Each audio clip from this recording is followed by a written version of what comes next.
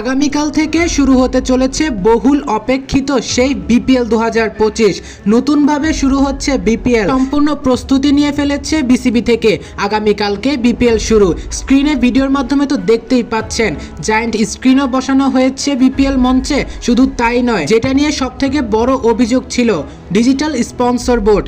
Digital sponsor বোর্ডও বসানো হয়ে গিয়েছে মিরপুর শেরেবাংলা ন্যাশনাল স্টেডিয়ামে।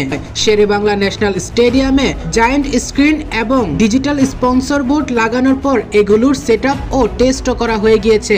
স্ক্রিনে তো দেখতেই পাচ্ছেন, আগামীকাল থেকে হয়তো টিভির পর্দায় অফিসিয়ালি দেখতে পাবেন। প্রিয় দর্শক, ভিডিওতে দেখে আপনার কেমন লাগছে?